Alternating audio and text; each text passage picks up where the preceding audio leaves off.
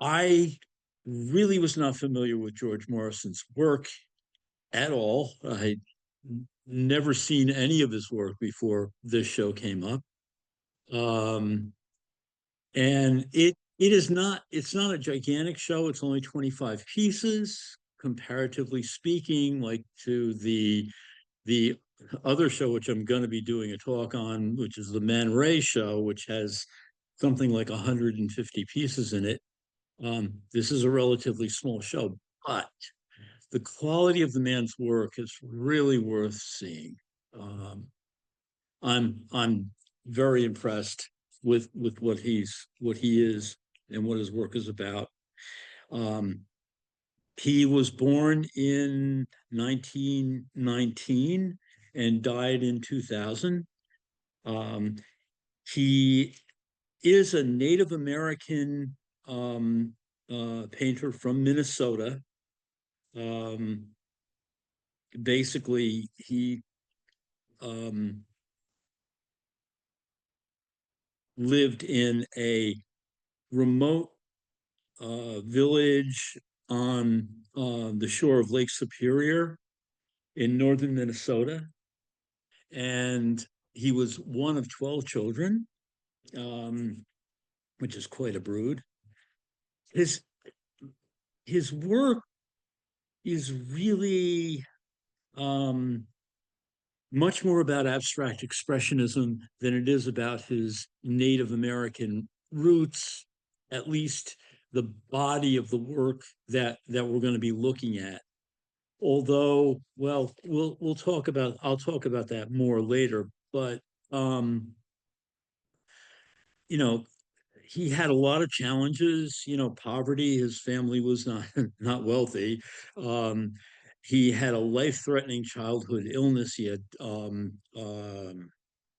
tuberculosis his in his legs. Um, and then there's the racial and cultural barriers that in that part of the 20th century were pretty rigid. Um, so he actually was one of the only people in his family to graduate from high school and go on to college. Um, Morrison's influence as an abstract expressionist painter is very powerful. He was a basically. I'm going to go through a little timeline stuff at this point. Um, he attended Hayward Indians boarding school, and it was not one of those disasters that you hear about the Indian boarding schools. They really it wasn't a bad experience for him, but at 10 years old, he this hip surgery came up, and so he was laid up for a good year. And at that time, he got into drawing, he got into wood carving and things like that. Um, he got a tribal scholarship when he graduated from high school to attend the Minneapolis School of Art, which has now become the Minneapolis School of Art and Design or something like that. Anyway, um, that says something that he got a scholarship. And at the end of the 4 years, he received a traveling scholarship for the Art Students League in New York. So in 1943, he went to New York City, and basically that totally changed his life. Um, a little bit of this. Um, yeah, big family. Wow.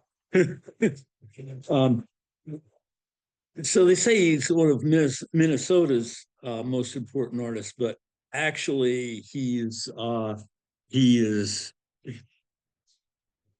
quite an artist for anywhere.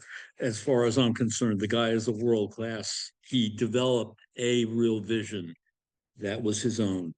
Um, he referred to himself as a formalist in his approach to art. He kind of drew inspiration from nature, combining impressionism with expressionism, cubism, and surrealism. In 1943, he landed in New York City, which was the landing place for a lot of the European expats. There were a lot of the surrealists and expressionist painters from Europe that had congregated in New York. To say nothing of people like de Kooning and Franz Klein and oh God, well, the list goes on. Actually, let's see. He was friends with Franz Klein. And developed a relationship with Lois Dodd, who is somebody who I have done several talks on here. And actually, Louise Nevelson, um, he had a deep appreciation for urban life. Spent 20 years in and out, mainly around New York City, though he did teach at Rhode Island School of Design for a period of years. Um, but his experience in New York at that time really shaped his direction. Um, so be, between the 40s and the 60s, he worked alongside de Kooning and Klein and Jackson Pollock, and actually his work was hung in shows with them.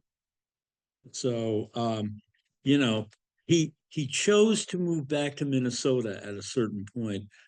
One of the reasons why he has not been acknowledged as readily as he deserves, as far as I'm concerned.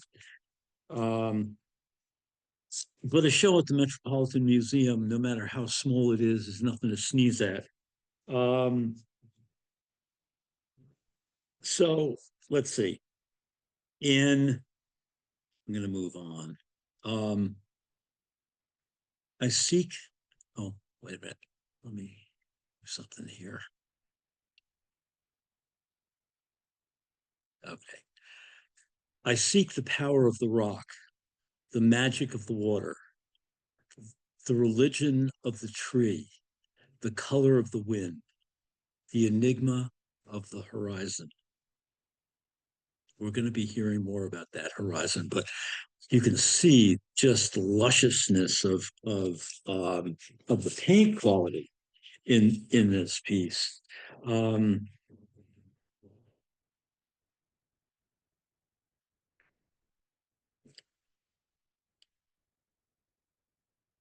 oh, wait a minute. Okay, here we go.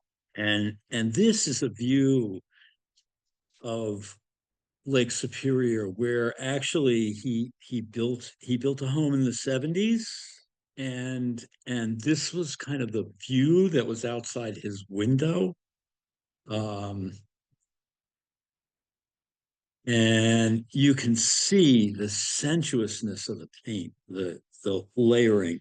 I'm going to talk a little bit about this. He had these broad passages with thick,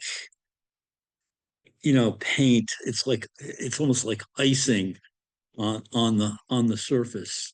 Um, he captured the feel of the land and water in thick layers of paint. Um, Short strokes of of alternating cool and warm color layers and building them up. This is a relatively small painting. It's 5 by 11 inches. So, building up and building up these layers of paint. The horizon band with that kind of vibrant color at the edge.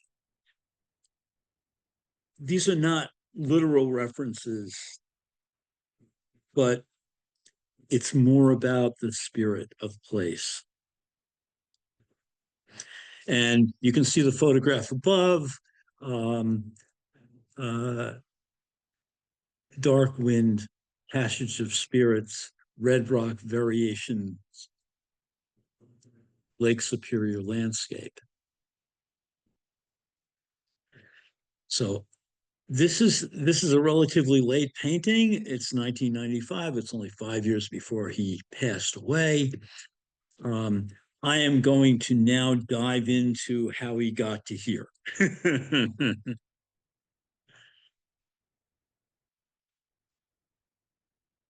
Okay. So again, as I said, he was at uh, the school in his high school experience. They had a industrial arts class, and the fellow that's standing off to the right, the guy with the dark hair standing next to the chair, that was a chair that he created in that industrial arts class. So he really had this feel for wood, and you're going to see he did wood assemblage pieces that we're going to explore a little bit more of. On the right is a photograph of George, a bit older. um,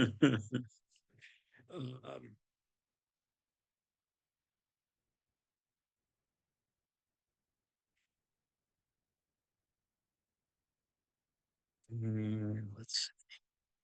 Oh, okay. Um, this is when he was at college and Duluth Corner, 1942. So this is a really a student drawing when he was at the Minneapolis College of Art. Um,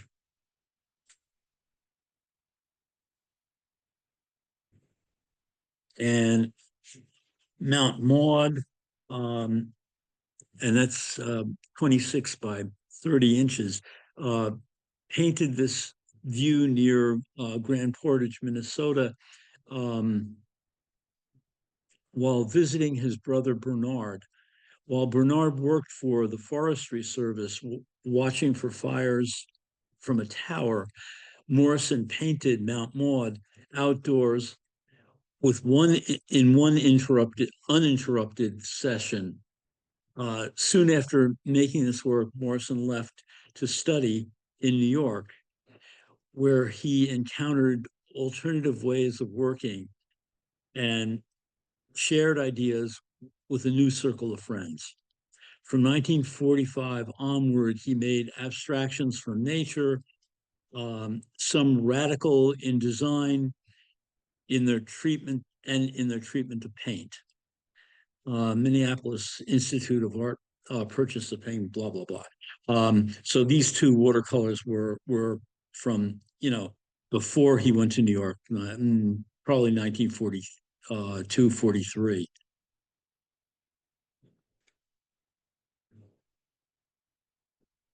And this is when he landed in New York. Basically, he is studying at the Art Students League. Um,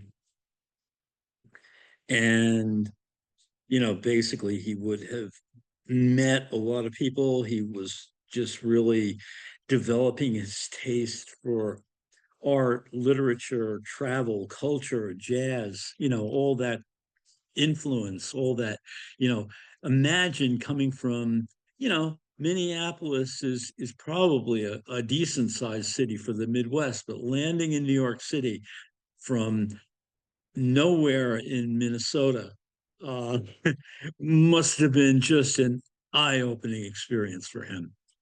And he just dove right in. And you can see, the this is 1945. Those landscapes I just showed you were 1942, 43. So he's been really wrapped up in the time that he landed in New York City. and influenced by a lot of, Cubism. You can see surrealism. You can see a lot of different influences coming to the fore here.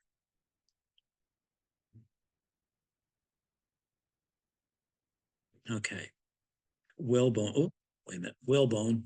Um, this is a still life from 1948, and in this you can kind of see, Brock,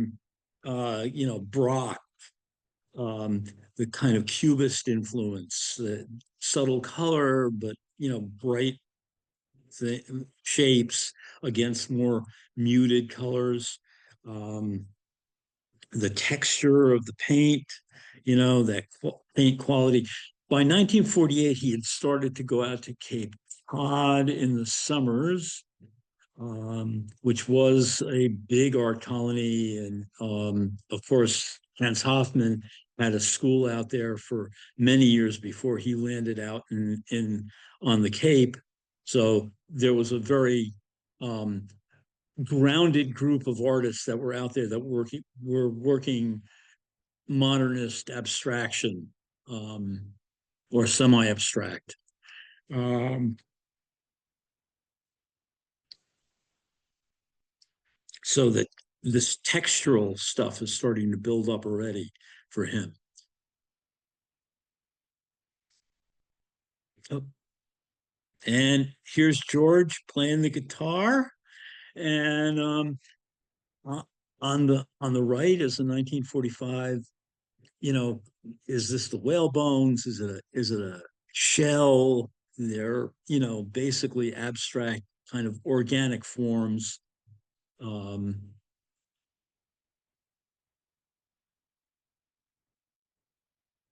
oh,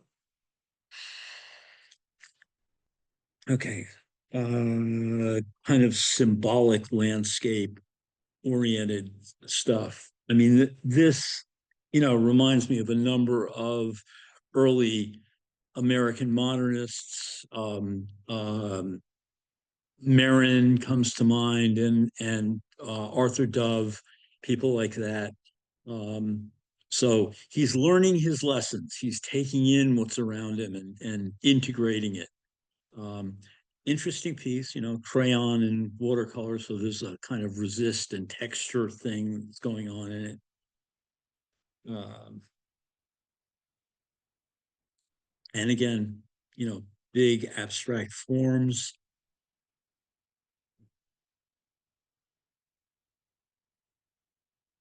very buoyant color sensibility. It's something really lovely. He really had a good sense of harmonics and composition and all that. Now, here is a progression of Franz Klein's work.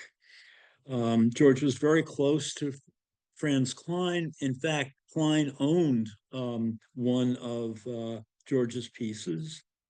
Um, but you can see the progression from the Nijinsky on the lower right through into the full-blown abstract work that he was doing by the 50s.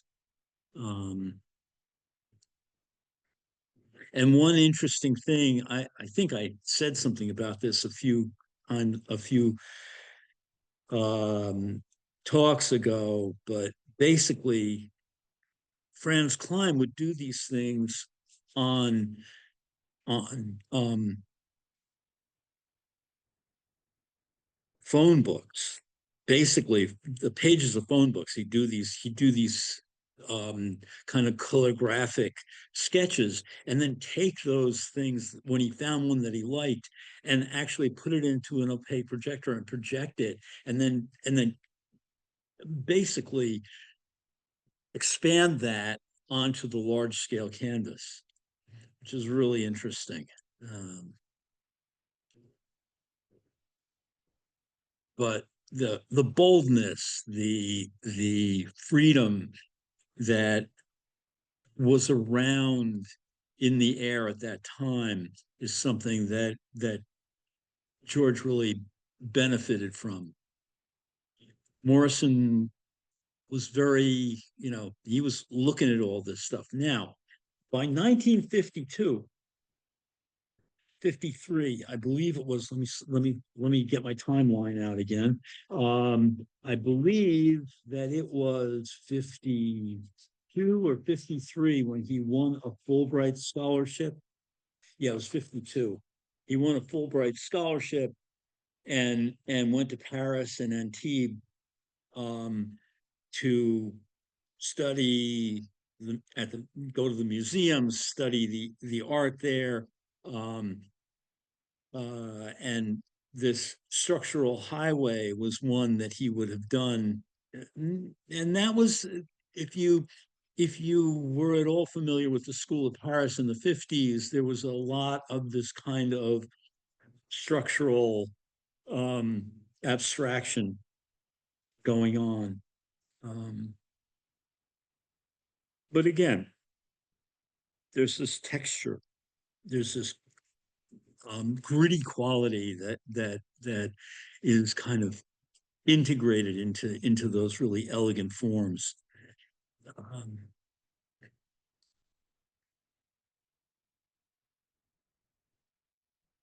oh, okay, and then there's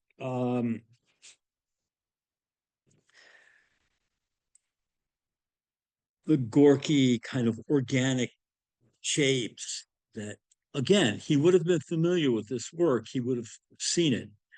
Oh, by the way, if any of you have any questions, anything comes up, um, put it in the chat and I'll try and look at it and try and address what you come up with if I can. Uh, I'll do the best I can. Anyway, this is from 1945. So this Gorky would have been something that this bright-eyed, bushy-tailed fella from Minnesota would have seen when he landed in New York. Um, so these kind of organic forms, um, kind of internal organs, metaphoric inner life, this kind of surrealist notion of the unconscious as taking form, um, references and you know basically stream of consciousness sort of associations. Um,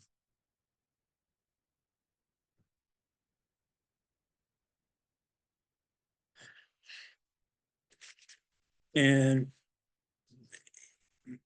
in some of you know Morrison's pattern forms, you see some reference to the Native American heritage that he comes from. It starts to show a little bit, but this was really not his focus. He thought of himself as a painter who was an Indian. Um, and at the time, he called himself an Indian. Uh, Later on, he actually taught Native American studies, um, but that's for later on in this talk. Um, but you can see kind of the references to landscape and the references to the patterning in in Native American folk art, if you call it that, weavings, patterns on pots and baskets and all that.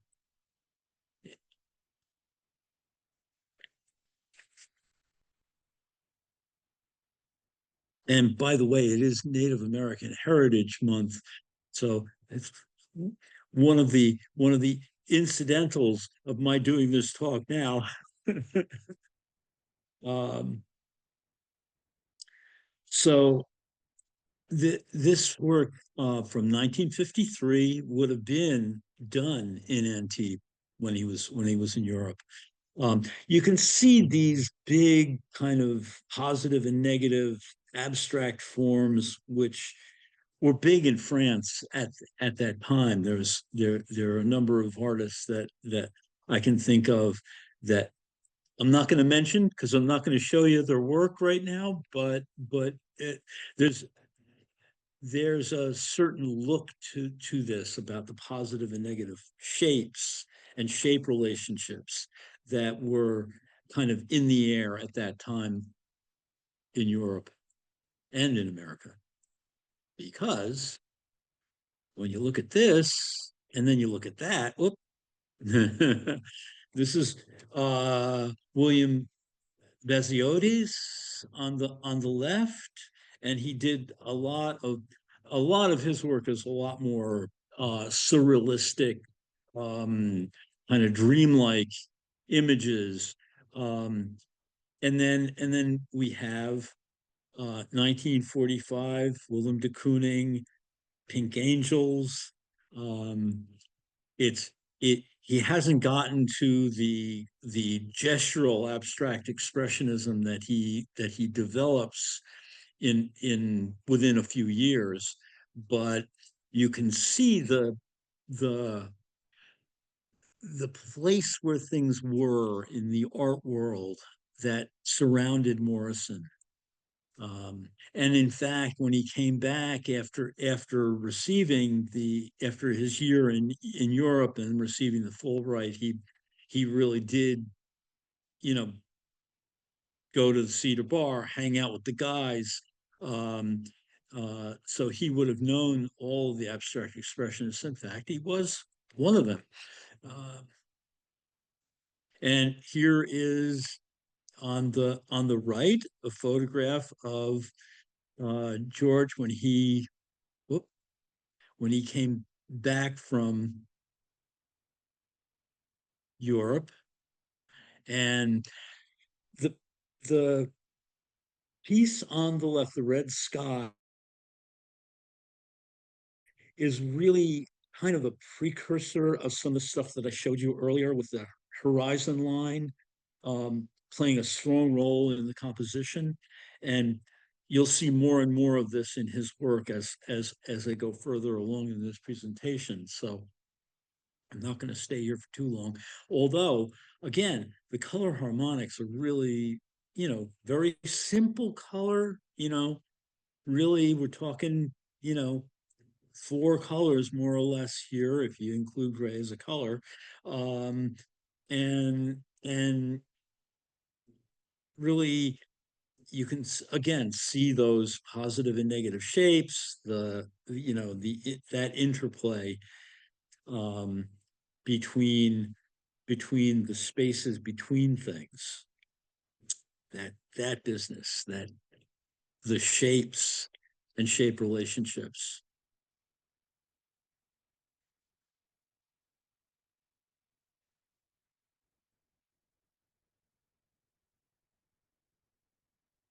Again, rich color. Hmm, okay.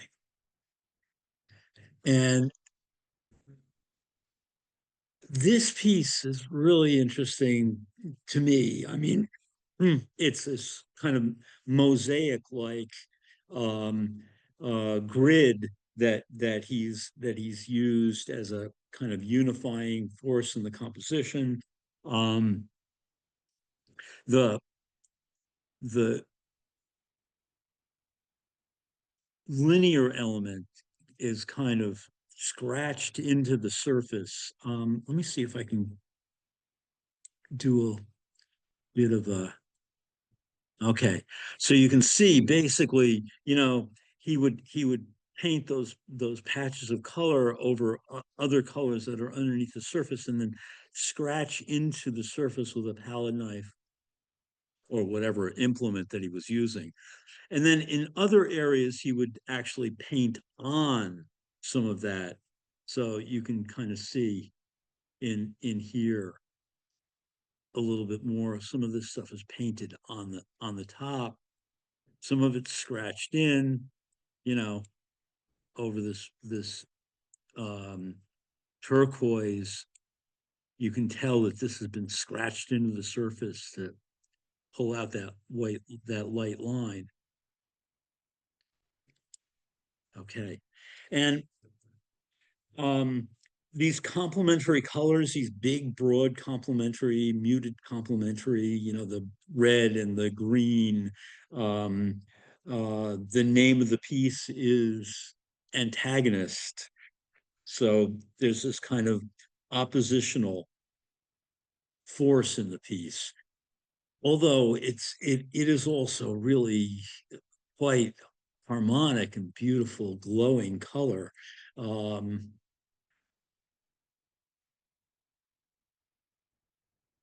and in 1960, he married Hazel Delvo, who was another artist. Um, and basically, he's been doing um, teaching gigs at different places. And he met her when he was, I can't remember where it was that he was when he met her now, but it was someplace out in the Midwest. Um, and let me see if I can come up with that. It doesn't matter that much. Um, but they moved back to New York, and he, at that point, from 1963 to 1970, he accepted a position as faculty at Rhode Island School of Design, which is a very, prestigious school. Um, and then there's this, really buoyant, energy driven watercolor. So looked like he was pretty enthusiastic at that point. Um, and here's a 1965 piece. It has this textural business going on in it. Um, it's it's a kind of it's almost a petroglyphic form that he's kind of scratching into the surface and working it with the brush and the knife and all of that.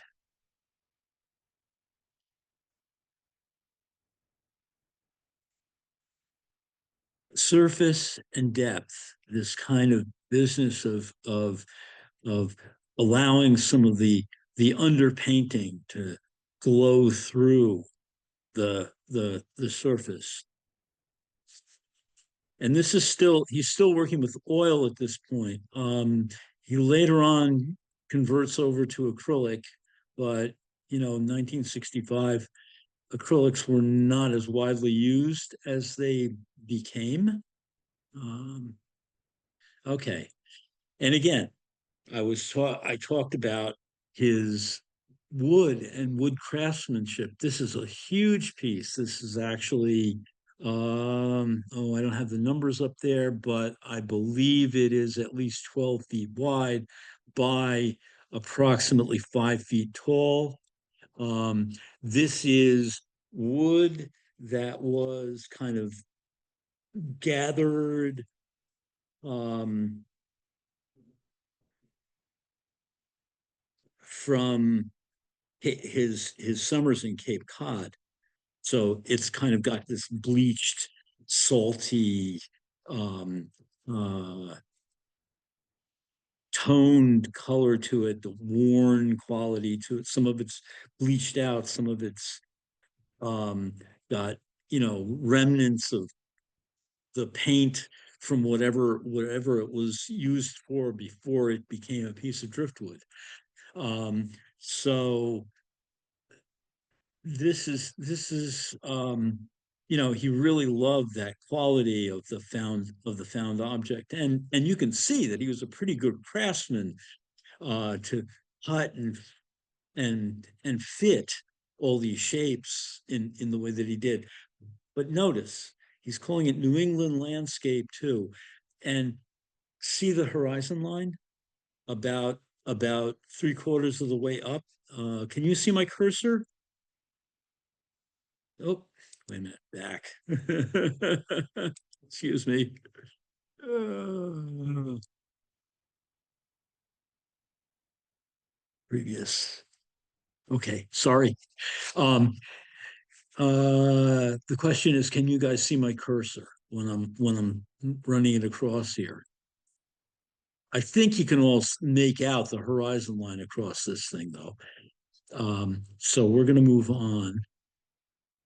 Um, my own sensibilities, the influences and attributes that shaped my art were broad in scope. I have never tried to prove that I was an Indian through my art, yet there may remain deeply hidden some remote suggestions of the rock whence I was hewn.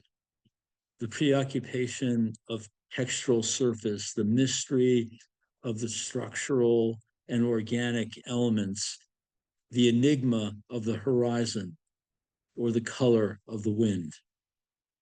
This is a quote from 1972. So this black ink on paper depicts a horizontal comprised of thousands of lines. Um, a thread of line runs through the center of the composition, connecting the upper and lower halves of the drawing. I'm gonna pull up my. Wait a minute. There it is. Okay. So now you can see that thread that's through the center there, and then this horizon line up here.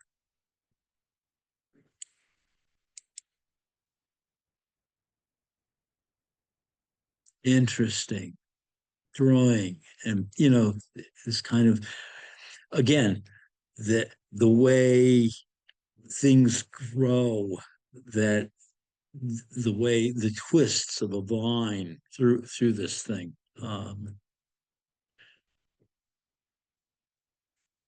I didn't write the size of this. I wish I had, but it's a regular, it's a drawing, so that it's not gigantic, but very, very compulsive. Okay, and back to the wood. Um, so again, um, by 1976, he is back in Minnesota. Um, he got a job teaching at the university out there, and so some of this would be driftwood that he got from Lake Superior. Some of it he actually toned himself, um, and colored and then weathered outdoors. And again, we're talking 48 by 120, so it's 4 by 10 feet. These are big pieces. You know, the one on the bottom is 14 by 106 inches.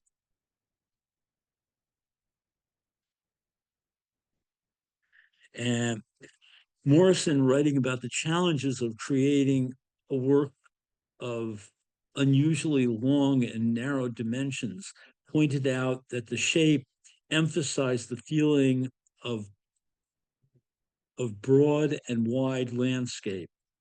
The mosaic like shapes are in keeping with selections I always use to suggest organic and structural forms in nature.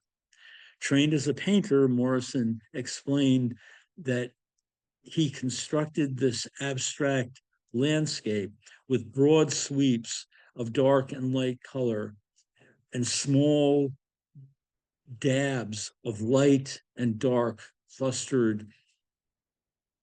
clusters of detail. I'm conscious of continuity and movement. So you see this one on the top is what it looks like when it's on the wall. And the detail down here, I might even try and do so we'll get a little bit, it's a little bit blurry, but you get the complexity of fitting all these pieces in. It's so much fun.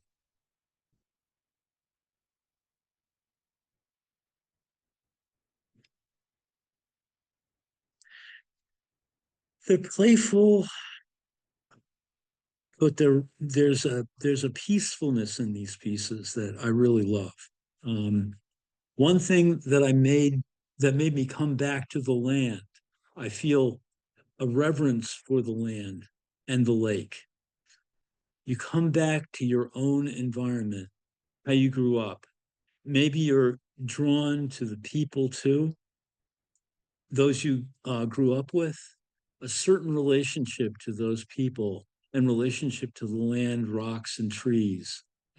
This may have influenced my art to a certain degree. The way driftwood is indirectly related to nature. And this cube is really, he did these really refined, polished pieces too. So I'm partial to the rougher hewn stuff. Okay. Um, the lake has certain magical qualities for me. I like to be near it, to be part of it. Again, I'm gonna close in on this. The You can see how some of these lines are actually incised into the paint, where there's a darker, this dark red is underneath the surface of the blue and the pink. And you can see that he scratched into it with a probably a palette knife. Who knows? He may have had some other implement, but also there's paint that's on top. If you look at this kind of yellow ochre that's in the left, that's kind of painted over the top of the green, you can see that that was painted on top. Now, this is an acrylic. It's 36 by 60 inches.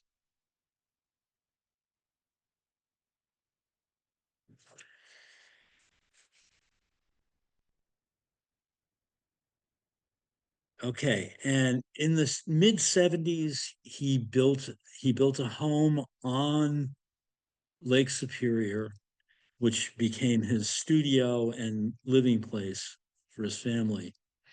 Um, and you can again, this is a small piece at the bottom. It's from 1986, um, but you can see the nubbiness, the thickness, and the shimmer of that surface, basically catching the light in all that texture. Um,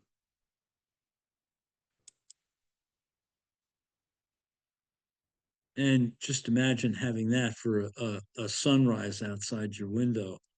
Uh, okay.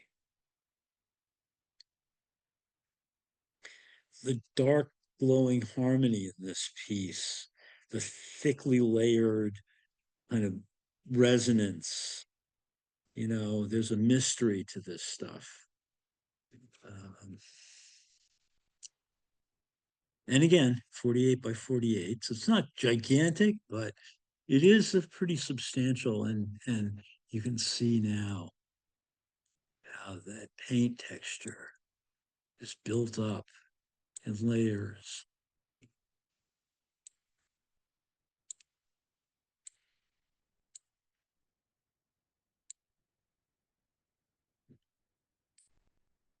Beautiful harmonies.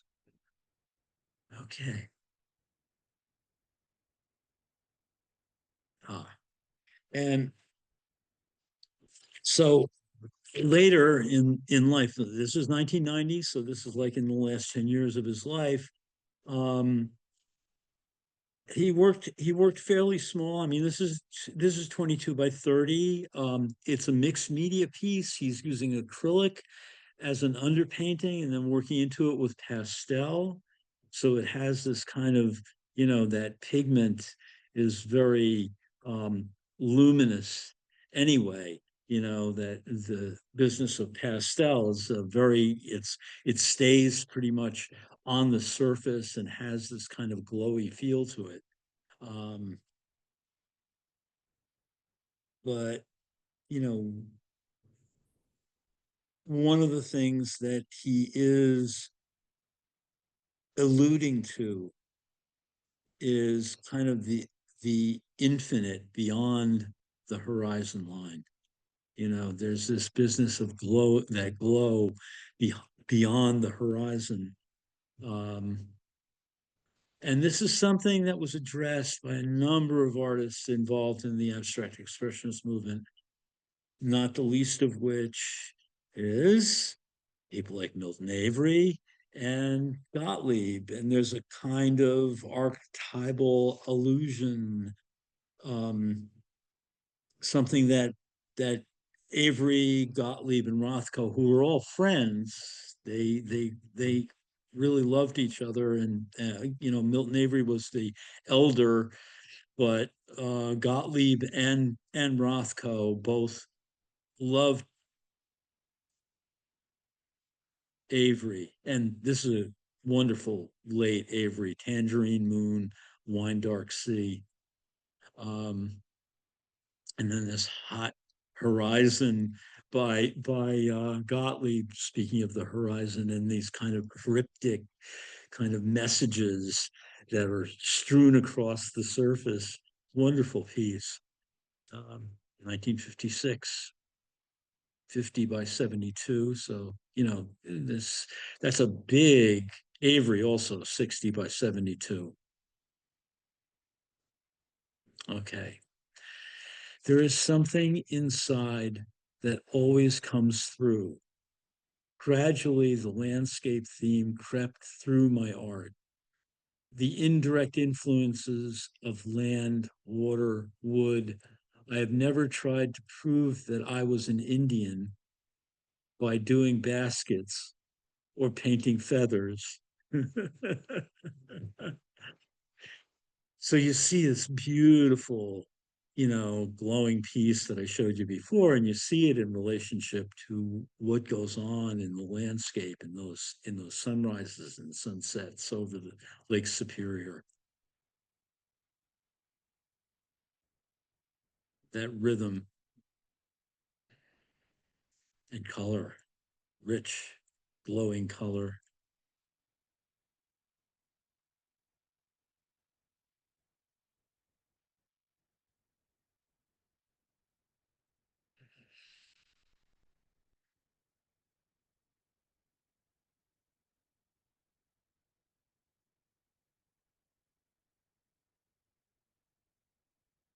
Dark wind, the passage of the spirits, red rock variations, Lake Superior landscape.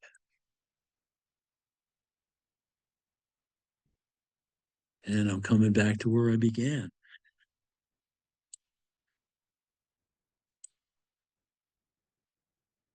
Look at that surface. It's so incredibly luscious.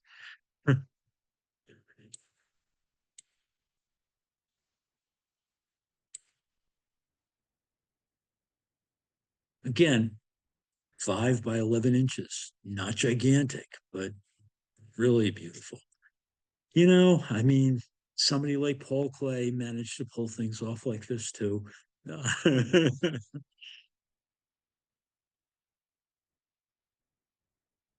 Okay. And speaking of Rothko and the horizon line,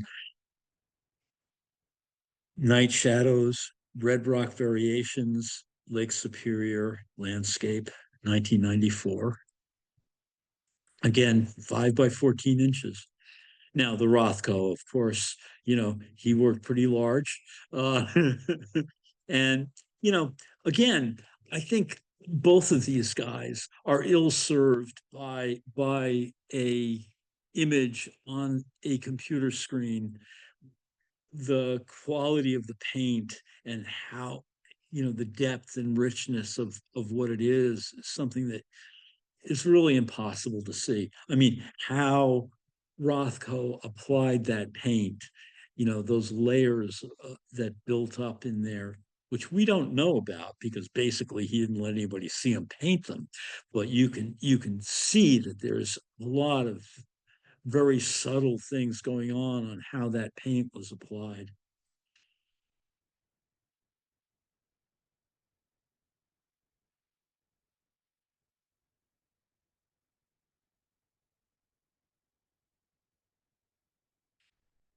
Somebody had a question, so I'll hold that down and see what that is. Let's see. Okay. You're welcome. She said, thank you. I've learned so much. So, awakening, time edge rising, red rock variation. So, again, this kind of the mystery of this landscape of what it meant to him,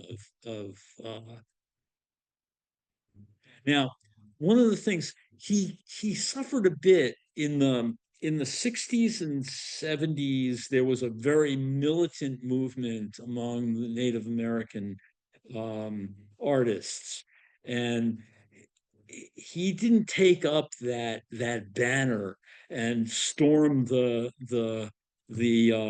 museums in the way that many would have liked him to. Um, it's not obvious. It's not the Native American symbols in this work, but the reverence for the land is there.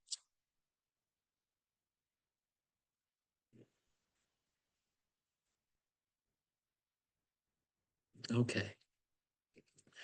There is a YouTube, George Morrison Reflects. There's a few 20-minute long kind of um, interviews with him and views from his studio and views of his work.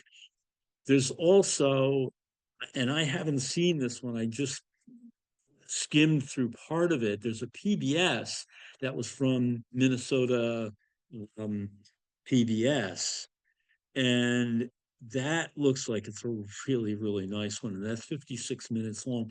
You can get it online. I mean, basically, if you put in the art and life of George Morrison, a Beyond the Book special.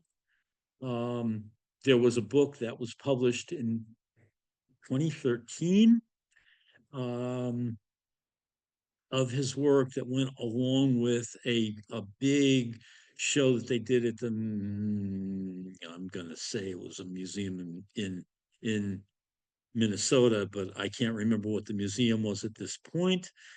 Actually, I probably have it here. Uh, no, no. Okay. So basically his roots in the Grand Portage reservation, that's where he built his house. And these views of the lake, I mean, look at this thing. It's so luscious, just beautiful color. Anyway, that's it for this one. I'm not sure who the next one is. Wait a minute, hold on for 1 second, and I can tell you who the next artist is that I'm gonna do. Um, let's see. Don't forget Butch Cassidy and the Sundance Kid. That's next week. Let me see. Wait a minute. What do we got here? And oh yeah, next week, next 2 weeks from now, on the 21st, I'm going to do. There's a Renoir show on at the Morgan of his drawings and some paintings. So this should be interesting.